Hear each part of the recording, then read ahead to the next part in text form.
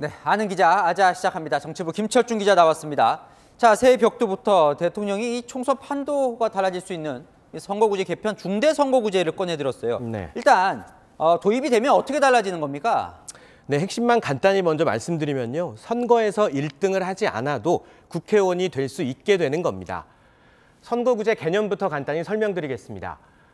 현재 국회의원을 뽑는 소선거구제는 같은 구라도 유권자 수에 따라 갑, 을, 병 이렇게 쪼갠 뒤 각각 1등 1명만 뽑는 구조입니다. 하지만 중대선거구제는 지역별로 쪼개지 않고 한데 묶어서 투표를 하고요. 대신 1등부터 3등까지 당선되는 겁니다. 대통령은 저 제도를 왜 하자는 거예요? 네, 대통령뿐만 아니라 정치권에서도요. 정치개혁의 일환으로 거론되고 있습니다. 승자 독식 구조를 깰 수 있다는 게 가장 큰 이유입니다. 쉽게 예를 들어 보겠습니다.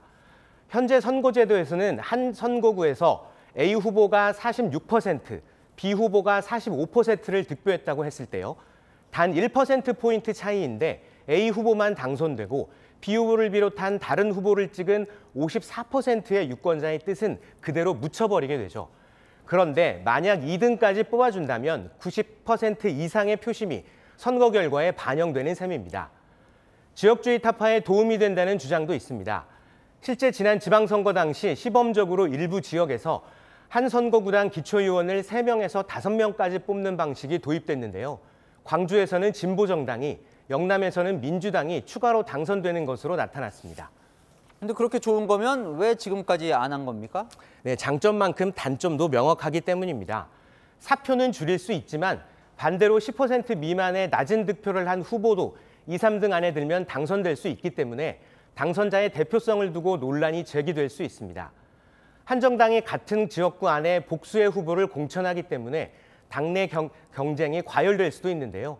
실제 일본에서는 파벌 정치, 계파 정치의 부작용으로 1990년대 후반부터 다시 소선거구제로 바뀌었습니다. 자, 결국 여야가 이제 유불리를 따져서 입장을 정할 것 같은데요. 누구에게 더 유리하다고 지금 분석이 돼요? 네, 결론적으로 말씀드리면 일방적으로 한쪽에 유리하다고 보기는 어렵고요. 다만 지역별로 차이가 있을 수 있습니다.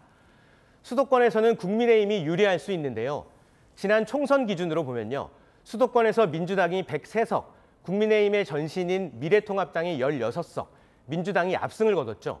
하지만 실제 득표율은 민주당과 미래통합당이 12%포인트밖에 차이가 나지 않았습니다.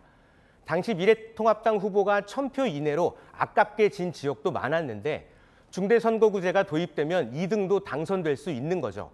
반대로 영남이나 강원 지역에선 2등으로 떨어진 후보가 많은 민주당이 득을 볼 수 있습니다.